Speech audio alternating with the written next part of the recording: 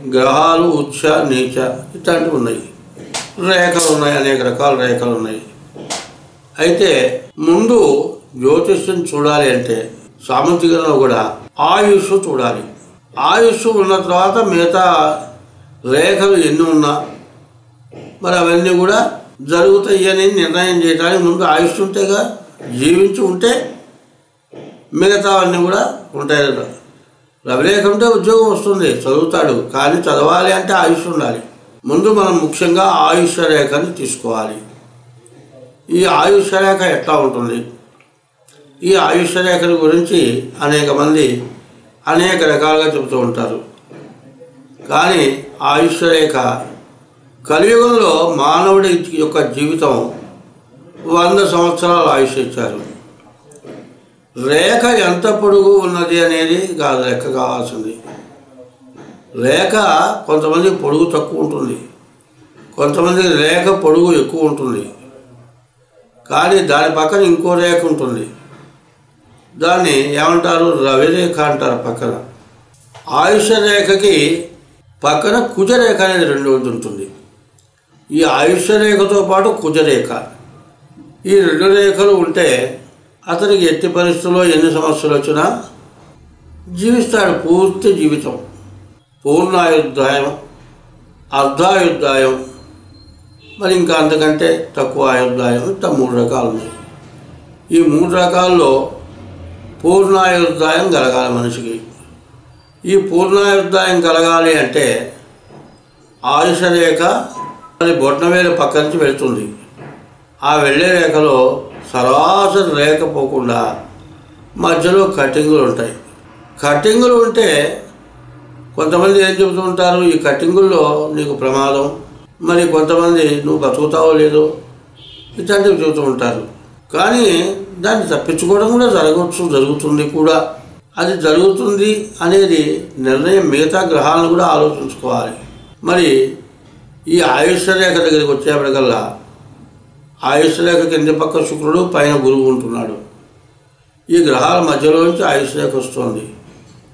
గురువు శుక్రుడు ఉచ్చలో ఉన్నాడు అనుకోండి, శుభగ్రహం. అంటే శుభగ్రహం ఉండటం వల్ల ఎక్కువ పుణ్యం చేసుకున్నటువంటి వాళ్ళకి శుభగ్రహం బాగా ఉచ్చలో ఉంటుంది.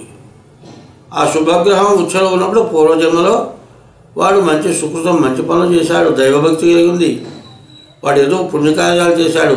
కానీ జన్మెత్తాడు. జన్మ ఎత్తిన తర్వాత ఏదో కొంత అంతకుముందు పూర్వజన్మార్జితమైన కొంత పర్సంటేజ్ పాపం ఉండటం వల్ల మళ్ళీ జన్మ ఎత్తాడు. ఎత్తిన తర్వాత కూడా అంతకుముందు పుణ్యమైనటువంటి జన్మ కాబట్టి వీడికి కొంత జ్ఞానం, మంచి జ్ఞానాన్ని ఇస్తాడు భగవంతుడు. ఆ జ్ఞానాన్ని ఇవ్వటం వల్ల వాడు పూర్ణాయుర్దాయం బ్రతకొచ్చు. ఎందుకంటే పూర్ణాయుర్దాయం బ్రతికిన వాడికే దాదాపు మళ్ళీ జన్మ లేదనుకోవాలి. ఈ జన్మ లేకుండా పోవాలి అంటే పూర్ణాయుర్దాయం బతకాలి. కష్టము సుఖము 2 సమానంగా తీసుకోవాలి. ఈ ఆయుష్ రేఖ పొడుగ్గా ఉంటుంది, దాంట్లో మధ్యలో కటింగులు ఉంటున్నాయి. ఈ కటింగులు ఉండగానే మరి ఏదో మీరు పుస్తకాలు చదువు, లేకపోతే ఏదో కొంతమంది పక్క స్నేహితులుగా ఉన్నవాళ్ళు, అదే నీకు బలం చోట ఆయుష్ రేఖ కటింగ్ ఉంది, ఆ టైంలో రేఖకి మధ్య చాలా ఖాళీ ఉంది, భయపడేటట్లుగా ఉంటూ ఉంటారు, భయపడుతూ ఉంటారు, భయపడుతూ ఉంటారు. వీటన్నిటికీ కూడా మార్గాలు ఉంటాయి. మార్గం లేకుండా ఉండదు. మార్గం అనేది ఇది గ్రహ వైద్యం అంటారు. ఈ సాముద్రికం కానీ జాతక చక్రాలు కానీ గ్రహ వైద్యం. మరి ఇంగ్లీష్ డాక్టర్లు కానీ ఏ డాక్టర్ అయినా కానీ ఏదైనా ఒక ప్రమాదం జరిగింది, లేకపోతే అనారోగ్యం వచ్చింది, హాస్పిటల్లో ఉన్నాం, 5 రోజులు 6 రోజులు 7 రోజులు గడిచిందాక మేము చెప్పలేమండి అంటారు. ఈ 7 రోజుల లోపల వాడు పోతాడో ఉంటాడో ఇది తెలియదు. 7 రోజులు అన్నాడు, 6 రోజులు కూడా ఇంకా చెప్పలేమండి, ఇంకా పూర్తి కావాలి, సరే 7 రోజులు ఇంకా 10 రోజులు కావాలి, ఇట్లా అంటూ ఉంటారు. ఇట్లా అంటూ ఉండగానే మరి మనిషి ప్రాణం పోవడం జరగవచ్చు. కాదు 7 రోజులు చేస్తే 2 రోజులకే లేచి కూర్చోవచ్చు, 1 రోజులకే లేచి కూర్చోవచ్చు. ఇవన్నీ ఏమిటాయంటే వీళ్ళ యొక్క పూర్వజన్మార్జితమైన పుణ్యం వల్ల కొంత జరుగుతుంది. కాబట్టి మానవుడికి అజ్ఞానం విజ్ఞానం 2 ఉన్నాయి. ఈ విజ్ఞానం ఉన్నప్పుడు మరి మరణం నుంచి తప్పించుకోవచ్చు. తర్వాత ఆయుష్ రేఖలో కొన్ని సమస్యలు వస్తూ ఉంటాయి. కానీ అది తగిన వాళ్ళని తెలుసుకొని దానికి ఏమైనా రెమెడీలు ఉంటాయి, ఆ రెమెడీ చేసుకోవడం నేర్చుకోవాలి. ఆ రెమెడీ చేసుకుంటే ఆయుష్ స్థిమితంగా ఉంటుంది. మరి నాకు తెలిసిన వ్యక్తి 2 సార్లు పూర్తిగా మరణానికి వెళ్ళి మళ్ళీ తిరిగి రాగలిగాడు. కారణం ఏమిటంటే అతను ముందుగానే బలాన టైము నాకు ప్రమాదమైన టైము అని తెలుసుకొని దానికి ముందుగానే తగిన ప్రయత్నం చేసుకుంటే అప్పుడేమైంది, మరణం దాకా వెళ్ళి తిరిగి వచ్చాడు. కానీ కొంత బాధపడక తప్పదు. కారణం ఏంటంటే మరి నువ్వు చేసినటువంటి కర్మ కొంత అనుభవించాలి కాబట్టి చివరి దాకా వెళ్ళి మళ్ళీ తిరిగి భూమి మీద తిరగడం జరుగుతుంది. కాబట్టి ముందుగా ఆయుష్య రేఖ పూర్తిగా తెలుసుకోవాలి. ఈ ఆయుష్య రేఖ బాగుంటేనే మానవుడి యొక్క జీవితం. ఈ ఆయుష్య రేఖ ఎప్పుడు కూడా సక్రమంగా ఉండాలి. ఈ ఆయుష్య రేఖలో అనేక రకాల సమస్యలు వస్తూ ఉంటాయి. ఈ సమస్యల నుంచి బయటపడడానికి మరి తెలుసుకోవడం, ఈ సాముద్రికం అనేది దాదాపు మన భారతదేశంలో కొంత పోయింది అంటారు, శాంతం లేదు అంటారు. కానీ ఉన్నది అంటే దాని మీద ఎప్పుడూ కృషి చేసేవాడికి ఉన్నది. పుస్తకంలో ఉన్న దాంతోటే కాదు కావాల్సింది, మన యొక్క ఎప్పుడు కూడా జాతకంలో చూసుకోవాలి, అన్నీ పరీక్ష చేస్తూ ఉండాలి. జాతకం అంటే డబ్బు కోసం జాతకం చెప్పడం కాదు కావాల్సింది. ఈ సాముద్రికంలో చాలా రకాల రేఖలు ఉన్నాయి. ఈ రేఖ ఇట్లాంటి రేఖ ఉందా, ఎవరికి ఉంది, అది పరీక్ష చేయాలి. అట్లా పరీక్ష చేసి ఆ రేఖ ఉన్నప్పుడు ఇది జరుగుతుందని తెలిసి ఉంటుంది కారణికంగా. దాన్ని పరీక్ష చేసి చూసుకొని దాని మార్గం చెప్పాలి. ఆ మార్గం చెప్పాలంటే అట్లాంటి రేఖ ఉన్న వ్యక్తి దొరకాలి. దొరికినప్పుడే దాని మీద పూర్తిగా దీక్ష పెట్టిన వాళ్ళు చెప్తారు. కాబట్టి ఎప్పుడు కూడా మానవుడి యొక్క జీవితంలో సుఖము కష్టము, ఆరోగ్యము అనారోగ్యము ఇవి సహజంగా ప్రతి వ్యక్తికి వస్తాయి. ఆరోగ్యం బాగున్నప్పుడు ఆనందపడి, అనారోగ్యం వచ్చినప్పుడు దుఃఖపడటం కాదు కావాల్సింది. దాన్ని ఎట్లా చేయాలి? ఆ రేఖ కింది దాకా ఉంటుంది, మరి 2 వేల మధ్యలో నుంచి చివరి దాకా వస్తుంది రేఖ. ఆ వచ్చిన రేఖ బాగా రేఖ ఇంత పొడుగుంది కదా, నా ఆరోగ్యం బాగుంటుందా, నా ఆయుష్ బాగుంటుందా అని ఆశపడటం కాదు. ఎంత పొడుగు లేకుండా దాంట్లో కొన్ని తేడాలు ఉంటాయి. ఆ తేడాలు తెలుసుకోవటం, సాముద్రికం చూపించుకోవడం. డేట్ ఆఫ్ బర్త్ లేని వాళ్ళు ఉంటారు. డేట్ ఆఫ్ బర్త్ లేని వాళ్ళు నా జాతకం లేదు అని భయపడాల్సిన అవసరం ఎట్టి పరిస్థితుల్లో లేదు.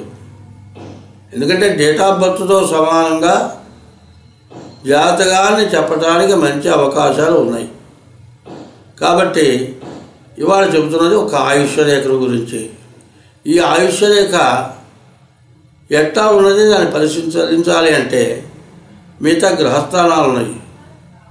రవి, చంద్రుడు, కుజుడు, బుధుడు, గురువు, శుక్రుడు, శని, ఈ గ్రహాలు ఉన్నాయి. రాహువు, కేతువు ఉన్నాయి.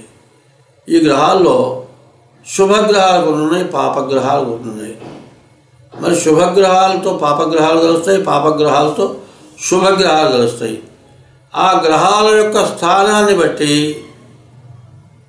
మరి దాన్ని నిర్ణయం తీసుకోవాలి. ఒకళ్ళ ఇంట్లోకి ఇంకోళ్ళు వచ్చి ఏమైనా చేయగలరా? సాధించలేరు. ఎంత దుర్మార్గుడైనా మరి పరా ఇంట్లో పోయి చేయలేడు. మరి అతను స్వగృహం అనుకుని తిందాం, శుభగ్రహం, అక్కడికి పాపగ్రహం వచ్చినా కొంచెం బాధ పెట్టచ్చు కానీ ఏమి చేయలేకపోవచ్చు. ఇట్లాంటి సమస్యల వల్ల ఈ ఆయుష్య రేఖలో కొన్ని సమస్యలు వస్తూ ఉంటాయి. ఈ సమస్యల నుండి బయటపడాలి, గట్టెక్కాలి. పూర్ణాయుర్దాయం ఉండాలి. అర్ధాయుర్దాయం మరి ఇట్లాంటివి ఉండకూడదు. పూర్ణాయుర్దాయం ఉన్న వ్యక్తే గొప్ప జీవి అవుతాడు. ఎందుకంటే మానవుడు జన్మ ఎత్తిన తర్వాత ఎక్కువ రోజులు జీవించాలి. సుఖం ఎట్లా ఉంటుందో, సుఖం వల్ల ఆనందపడటం కానీ కష్టం వల్ల దుఃఖపడటం కానీ లేకుండా రెండూ సమానంగా చూసుకోవాలి. ఈ రెండు సమానంగా చూసుకొని మెలకుండా కూర్చుంటే సరిపోదు. కొన్ని బాధల నుంచి ఒడ్డున పెట్టడానికి ఈ జ్యోతిష్యం, సాముద్రికం ఇట్లాంటివి ఉన్నాయి. దాంట్లో కొంత తెలుసుకోవాలి. తెలుసుకొని మరి మనం జీవించాలి. మనం బ్రతికినందుకు ఒక మంచి అనేది కావాలి. ముందు సాముద్రికంలో ఆయుష్య రేఖ, ఆయుష్య రేఖతో పాటు పక్కన ఇంకో రేఖ నిలువు రేఖ ఉంటుంది. అది ఊర్ధ్వరేఖలు మంచిగా చేస్తాయి. అధోరేఖలు ఉంటాయి, అవి కొన్ని ఇబ్బందులు పెడతాయి. అట్లాగే రేఖకి అడ్డరేఖలు ఉంటాయి, ఎంతో కనపడకుండా ఉంటాయి. మరి వాటన్నిటి కూడా పరిశీలించుకోవాలి. ఇన్ని పరిశీలించుకున్న తర్వాత హస్తం ఎట్లా ఉంది కావాలి. కాబట్టి దీన్ని పరిశీలించుకొని ఇవాళ అన్ని రేఖలు ఒక రేఖ తర్వాత ఒక రేఖ, అన్ని రేఖలు చెప్పబడతాయి.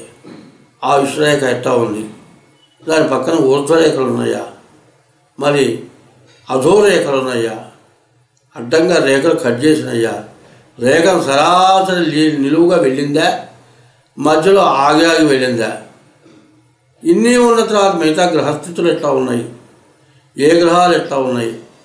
రేఖ లక్షగా చూసి చెప్పడం కాదు, దాని స్థానాలు చూడాలి.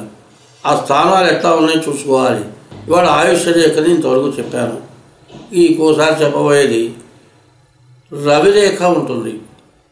ఇది అయిపోయిన తర్వాత రవిరేఖను గురించి చెప్పాలి. ఈ రవిరేఖ ఆయుష్య రేఖ చాలా ప్రధానమైన రేఖలు. ఆయుష్య రేఖ, రవిరేఖ, తర్వాత చంద్రస్థానం నుంచి వస్తుంది చంద్రరేఖ. ఈ మూడు చాలా ప్రధానమైన రేఖలు. ఈ రేఖల్లో మొట్టమొదటి ఆయుష్య రేఖ. ఈ ఆయుష్య రేఖ బాగా ఉండాలి. ఈ ఆయుష్య రేఖ బాగా ఉండక ఈ ఆయుష్య స్థానం సరిగ్గా లేకపోతే రవిరేఖ ఉన్నా చంద్రరేఖ ఉన్నా ఏ ఉపయోగం లేదు. కానీ ఆయుష్య రేఖ సరిగ్గా లేదు, ఆయుష్య రేఖ సరిగ్గా లేనప్పుడు రవిరేఖ బాగా ఉచ్చుగా ఉంటే దాని మీద కొంచెం మరి ఎటువంటి ప్రమాదం లేకుండా తప్పిస్తుంది. ఇటువంటివన్నీ రేఖలు, గ్రహస్థానాలు మొత్తం చూసుకోవాలి. అందుకోసమని ఎవరికి వాళ్ళు కొంత తెలుసుకున్న తర్వాత ఇంకా కావాలంటే చెప్పగలిగే వాళ్ళం ఉన్నాం. కాబట్టి అట్లా తెలుసుకోవడం చాలా అవసరం. కాబట్టి ఈ విషయాన్ని పూర్తిగా తెలియగలందరికీ మరి ముందు ఆయుష్య రేఖల గురించి చెప్పాము.